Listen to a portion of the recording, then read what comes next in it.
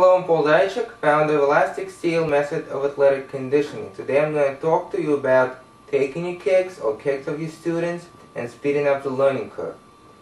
One of the basic things that many beginner kickers have as their main problem is lack of chamber.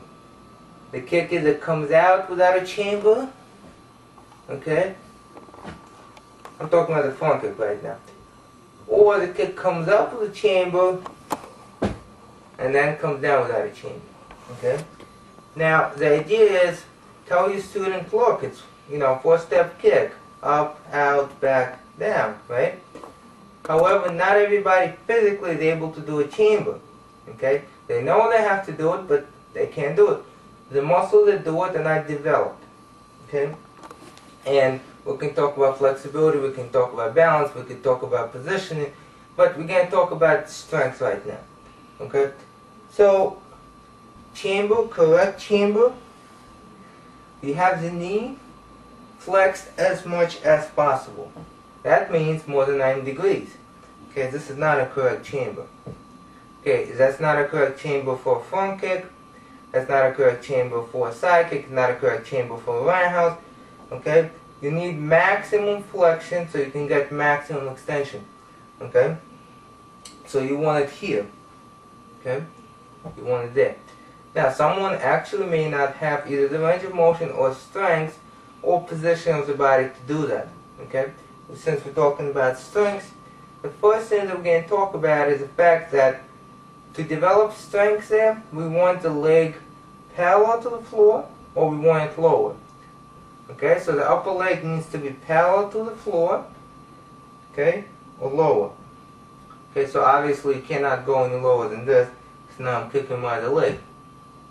Okay, so you want the chamber here or here. Why?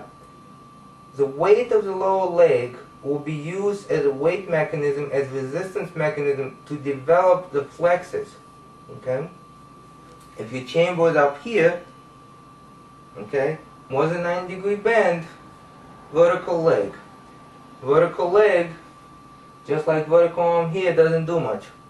Okay, you need to be in position where it goes from here to here against gravity. Okay, so the kick needs to start low. Don't encourage a beginner student or someone that haven't trained for a while to start kicking, okay, higher than that position. So how high would the kick be?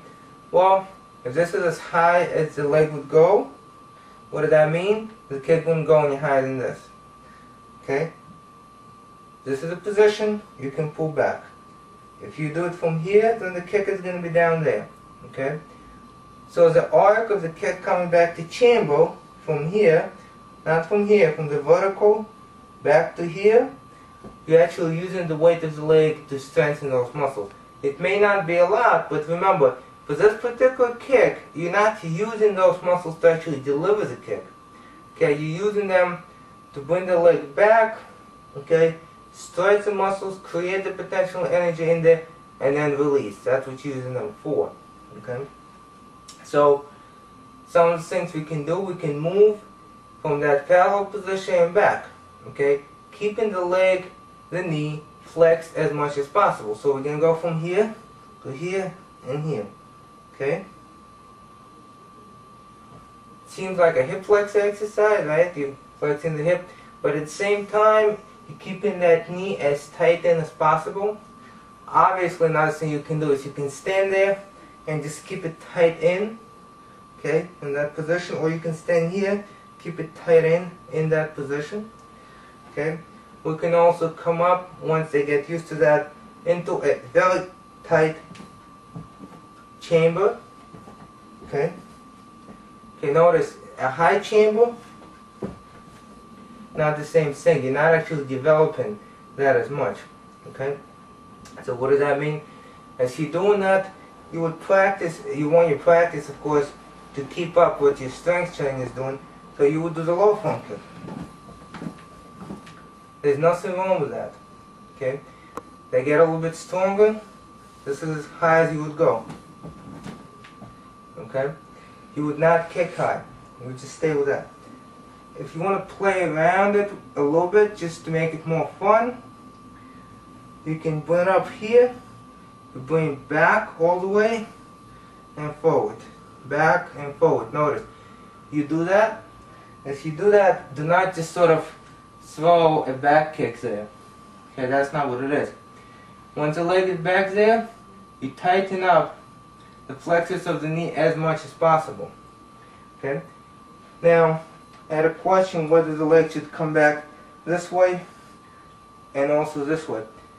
You can do that if the student has that range of motion. Not everyone will be able to come back this way. Most people will be able to come back this way. Okay. Notice there's different front kick. I usually do not have my supporting leg in the direction of the kick. It's usually turned out partially or turned out to 90 degrees. Okay, if your style does that, you can do that as well, and then you don't have a problem. You can go straight back. Okay, so develop the chamber. Once the chamber is developed, you cut in the learning curve, and the kick is going to get developed a lot faster. I'm talking about speed and balance and endurance of the kick, and even the height of the kick, and of course the power of the kick. Now, having said all of that, a lot of you wanted to win the kicking combo. You asked me to do the contest for the kicking combo, which is a 4 DVD in a book. And there's a video that's going to be uploaded together with this one.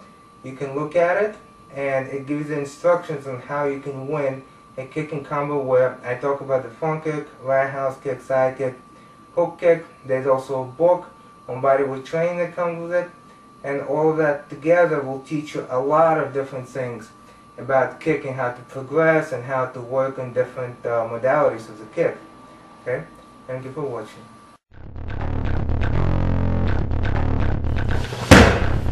Lunge, stand up, hook kick.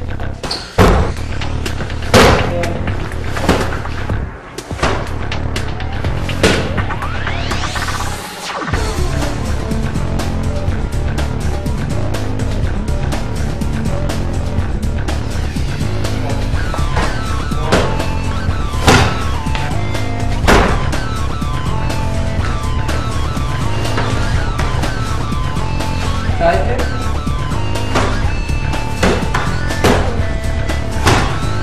Up.